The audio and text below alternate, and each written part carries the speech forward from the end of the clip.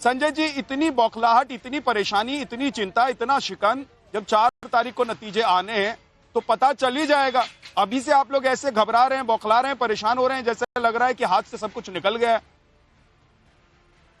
नहीं, शायद ये सब आपको लग रहा है, हम लोग को कहीं नहीं लग रहा है। तो हम लोग तो मतलब ये क्या, लोकतंत्र जो डकैती हो रहा है, डकैती को रोकने की कोशिश कर रहा है, कोशिश नहीं, उसको हर तरह से नाकाम कर देंगे। मैं एक तस्वीर दिखाएंगे जो किस तरह से मैं आपको स्ट्रांग रूम के ऊपर में जा रहा है। देखिए एक बंदे किस तरह से जा रहे हैं। ये तस्वीर न्यूज 18 वाला जो है वो लोग दिए हैं इसको, ठीक है, न्यूज 18 वाला ये दिखा रहा है। मैं आपको दिखाने चाहता है कि किस तरह से ऊपर तरफ जा रहा है, स्ट्रांग रूम के अंदर घुसेंगे।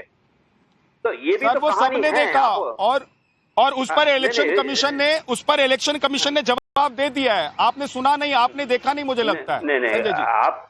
नहीं, आपको हम जो दिखा रहे हैं वो देखे नहीं है। जो मतलब ये क्या, स्ट्रांग रूम में किस तरफ से वो मतलब वॉल कर, मैंने देखा है, पूरी दुनिया ने देखा है। उस पर इलेक्शन कमीशन ने अपने जवाब भी दे दिया है। क्या जवाब दिया है? कौन गया वहां पर, कौन पहुंच रहा था इस तरफ का? चोर जैसे वहां पर, डकैत जैसे वहां पर कौन घुस रहा था?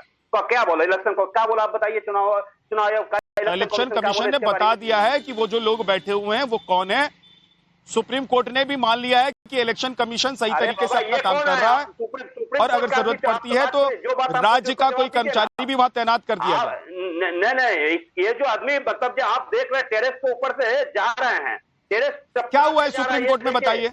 सुप्रीम कोर्ट आप लोग गए थे तो क्या हुआ बताइए। कल से झूठ बोल रहे हैं, आप लोग गए थे, क्या हुआ बताइए संजय जी। अरे स्टेनो से डिप्टी डायरेक्टर बने आप। संजय जी मैं पूछ रहा हूँ, आप सुप्रीम कोर्ट गए थे, आप ज्ञाननाथ जी झूठ बोल रहे हैं कल से। ये सुनिए, इलेक्शन कमीशन के लिए झूठ बोल रहे हैं। सुप्रीम कोर्ट आपको जानकारी नहीं, झूठ बोल रहे हैं।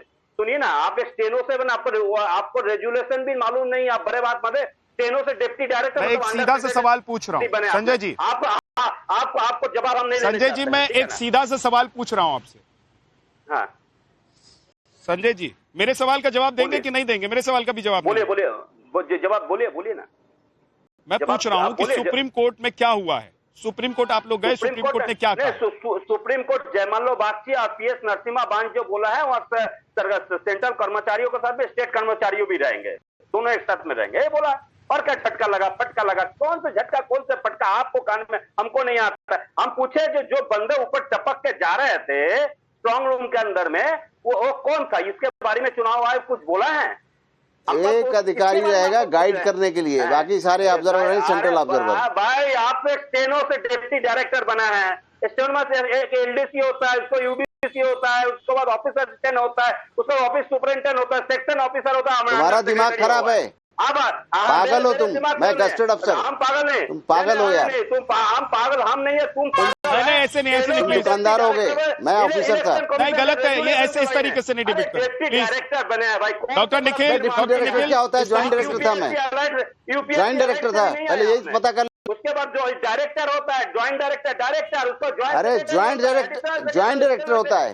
झूठ बोलने का काम है, तुम जैसे टोटल झूठ बोलते हो। हम यहाँ पर नहीं आना है, करेक्शन करो, झूठ बोलते हो, डिप्टी डायरेक्टर बना है, आप झूठ बोलते हो। संजय सरकार रुक जाइए एक second. Joint director Sanjay ji रुकिए, संजय जी रुकिए तो सही। चीफ ऑफ प्रोटोकॉल, अरे रुकिए ना, अरे सारा सिस्टम झूठा है, सारा सिस्टम गलत है, इसको कुछ पता नहीं। मेरी बात तो सुन लीजिए संजय जी, मेरी बात सुनिए। संजय जी मेरी बात सुनिए, एक सेकंड आ रहा हूँ। अमीन साहब मैं आ रहा हूँ, लेकिन संजय जी मेरी एक बात का जवाब दीजिए, मेरे एक सवाल का जवाब दीजिए। इससे पहले 3 बार आप लोग चुनाव जीते, इससे पहले 3 बार आप लोग चुनाव जीते। उस वक्त कभी ऐसा नहीं लगा कि स्ट्रांग रूम, इलेक्शन कमीशन, सुरक्षा कर्मी जो तैनात हैं उन पर आप लोगों ने इतना सवाल किया हो, सड़क पर उतरकर आप लोग धरने पर बैठ गए हो, स्ट्रांग रूम के बाहर बैठ गए हो? आप लोगों को तब लगता था कि हम जीत रहे हैं, आज आप लोगों को लग रहा है क्या कि आप हार रहे हैं, इसीलिए आप लोग परेशान हो रहे हैं? देखिए हमने ठीकरा फोड़ना है, चाहे इलेक्शन कमीशन पर फोड़िए, ईवीएम पर फोड़िए। हमने जो शिक्षा लिया है महाराष्ट्र को देख के, हरियाणा को देख के, बिहार को देख के, क्यों भारतीय जनता लोकतांत्रिक उपाय में तो जीत नहीं सकता, लेकिन लूटतांत्रिक उपाय में भारतीय जनता पार्टी 100% जीत सकता है। अभी ईवीएम लूटने का कोशिश में है, ईवीएम लूट के जीत ना सके, तो उसको 50 सीट आने वाला नहीं है। उसको इंटेलिजेंस ब्रांच अमित शाह के दफ्तर में जो पढ़ता है आईबी, उसने ऑलरेडी खबर दे दी है। ये ईवीएम का आप लोगों का रोना, ईवीएम का रोना आप लोगों का कब खत्म होगा भाई? इसी ईवीएम से आप लोग इससे पहले वाले चुनाव में भी जीते ना, उससे पहले वाले चुनाव में भी इसी ईवीएम से जीते। ये बैलेट वोट का आप लोग रो रहे हैं, बैलेट भारतीय वोट जनता पार्टी को लोकतंत्र के साथ डकैती के साथ जिताने का कोशिश कर रहा है। आपको लोकतंत्र को जो डकैती कर रहा है, डकैती को रक्षा अब रुक जाइए, के लिए झांसी के रानी माँ दुर्गा संजय जी रुक जाइए, संजय जी रुक जाइए, रास्ता में आकर लड़ाई कर रहे हैं। कुछ आता नहीं, बोलिए, रुक जाइए। मोहम्मद अमीन बताइए आप क्या कहना चाह रहे हैं?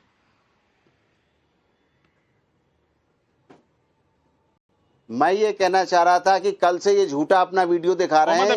एक्चुअली क्या था, सब मैं काफी चैनल पे बता भी चुका हूं और फिर इनको भी पता है, ये हमारे साथ चैनल पे थे। ये झूठ बोलते हैं और मुझे डिप्टी डायरेक्टर बताते हैं और हमारी पोस्ट के बारे में इनको कुछ पता नहीं है।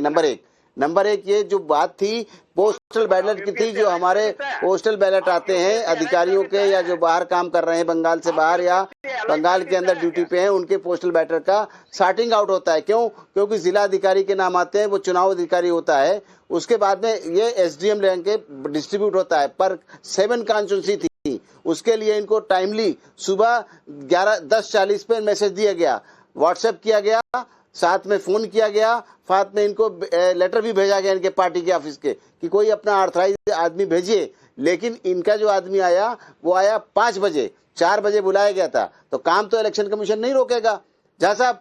तो क्या हुआ कि वहां पर जो भी हमारे पार्टी के लोग होते हैं, अगर मिनिमम 2 पार्टी के लोग आ जाते हैं, उनसे साइन करा के काम को शुरू किया जाता है। इनके चक्कर में कोई काम डिले नहीं करेगा, सिर्फ इनको काम झूठ बोलना है, इलेक्शन के ऊपर चार्ज लगाने हैं, इलेक्शन को बदनाम करना है अधिकारियों को। आज ये परेशान हो रहे हैं, इनको हाई कोर्ट से झटका लगा, इनको सुप्रीम कोर्ट से झटका लगा आज इस बात का कि ये केंद्रीय कर्मचारियों को बेईमान बताते हैं, कहते हैं वो बीजेपी के लोग हैं, ये झूठ बोलते हैं। इनका काम है इलेक्शन कमीशन को कहना मोदी कमीशन, शाह कमीशन, इसी तरह करते हैं ये। पिछली बार जब ममता बनर्जी बाई इलेक्शन जीती थी, पहला इलेक्शन हार गई थी, उसके बाद से 4 साल नहीं बोली हैं कैमरे पर कहीं भी, इलेक्शन कमीशन की बुराई नहीं की। अब इलेक्शन कमीशन हर मामले में ये झूठ बोलता है, इस तरह से बात है। पैरामिलिट्री फोर्सेस कराना इलेक्शन कमीशन का काम है। चुनाव कैसे होगा, काउंटिंग कैसे होगी, वोटर लिस्ट कैसे बनेगी, ये काम इलेक्शन कमीशन का है, किसी पार्टी का नहीं है। पार्टी का काम अपना इलेक्शन लड़िए, एक बड़ी बात और जनता का काम करिए, वो आपको वोट देगी। यही ईवीएम और यही केंद्रीय सुरक्षा बलों के साथ पूरे देश में चुनाव होता है और हर राज्य में बीजेपी की सरकार नहीं है अभी तक। कई राज्य ऐसे हैं जहां पर बीजेपी की सरकार नहीं है, कांग्रेस की सरकार है या फिर दूसरी पार्टियों की गठबंधन की सरकार भी। सवाल यह है कि अगर बीजेपी की मंशा है कि वो ईवीएम में गड़बड़ी करके, हालांकि गड़बड़ी होती है ईवीएम में, कोई प्रूव नहीं कर पाया, बार बार ये चैलेंज किया गया, इनवाइट किया गया राजनीतिक पार्टियों को कि अगर आप लोगों को लगता है कि ईवीएम में गड़बड़ी हो सकती है तो आइए उसको प्रूव करके दिखाइए, कोई नहीं पहुंचता है।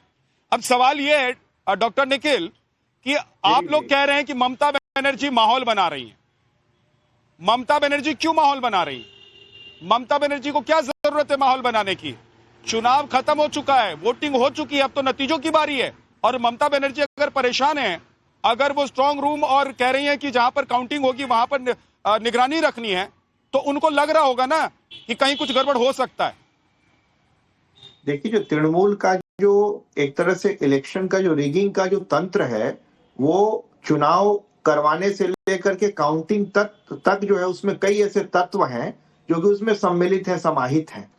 काउंटिंग जो शुरू में जो इलेक्शन प्रोसेस होता है उसको लेकर के तो सभी जानते हैं, जिस तरह से बूथ जैमिंग करना, सोर्स जैमिंग करना, मतदाताओं को डराना धमकाना, वो सब चला नहीं इस बार। अब आइए काउंटिंग पर पिछली बार 30-40 सीटें ऐसी थी जो कि एनोमैलस काउंटिंग की वजह से हम लोगों को हारना पड़ा। और काउंटिंग में क्या होता है कि ये जो स्टेट गवर्नमेंट के एम्प्लॉइज जो हैं, इनको वो लोग धमकाते हैं कि तुम्हारी पोस्टिंग वहां कर देंगे, ऐसे जंगल में भेज देंगे, और उन सब, क्योंकि स्टेट गवर्नमेंट के जो एम्प्लॉइज हैं वो भी पूरी तरह मानसिक रूप से हमारे साथ ही हैं। लेकिन ये चूंकि मामला इलेक्शन कमीशन और तृणमूल की सरकार का था, तो ये सुप्रीम कोर्ट ने इसको निरस्त कर दिया।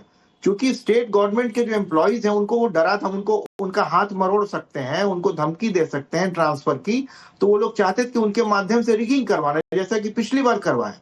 अब केंद्र सरकार के कर्मचारी रहेंगे, धारा 324 से लेकर 329 तक इलेक्शन कमीशन के पास एडवाइजरी, एडमिनिस्ट्रेटिव और क्वासी जुडिशियल पावर्स होते हैं। और इसमें जो कपिल सिब्बल की दलीलें इसलिए नहीं चली, और इस तरह से बार बार हर दूसरे तीसरे दिन सुप्रीम कोर्ट जाना और इलेक्शन कमीशन के तंत्र पर प्रश्न चिन्ह लगाना बड़ा दुर्भाग्यपूर्ण है। क्योंकि देखिए इतनी हिंसा होती थी 2023 में पंचायत चुनाव में कम से कम 70 लोग मारे गए, यहाँ एक व्यक्ति भी नहीं मारा गया।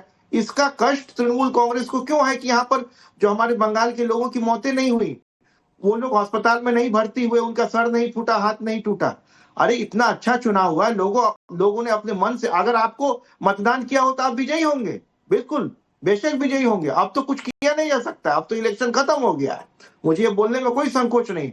अगर जनता ने आपका वर्ण किया होगा तो उस वर्डिक्ट का भी हम स्वागत करेंगे। हम ये नहीं कहने जाएंगे कि इसमें रिगिंग हो गया ये, लेकिन कम से कम जो चुनाव की जो प्रक्रिया उसकी शुचिता को बनाए रखिए। स्टेट गवर्नमेंट के एम्प्लॉइज और सेंट्रल गवर्नमेंट के एम्प्लॉइज में विभेद करके आप उनका अपमान कर रहे हैं, दोनों का अपमान कर रहे हैं। क्या स्टेट गवर्नमेंट आपके पिट्ठू है जो एम्प्लॉइज आपके लिए कर देंगे? क्योंकि आप उसको धमका सकते थे और कि उनकी ट्रांसफर पोस्टिंग को लेकर के, तो उनके माध्यम से रिगिंग करवाना चाह रहे थे। आज की डेट में तो आप जिस तरह की आईपैक की बात हुई, आईपैक में आप जाके धमके वहां से फाइल ले लिया, क्यों? हो सकता है कि आपकी कल ही खुलने वाली हो। तो आपके एक्शन से पता चलता है कि आपके इंटेंशंस क्या हैं। अब चुनाव संपन्न हो गया, एक माहौल बनाने के लिए ग्राउंड से फीडबैक आ रहा होगा कि हमारे हाथ से अब सारे जमीन खिसकने वाली है, इसलिए अब काउंटिंग प्रोसेस पर कब्जा करो।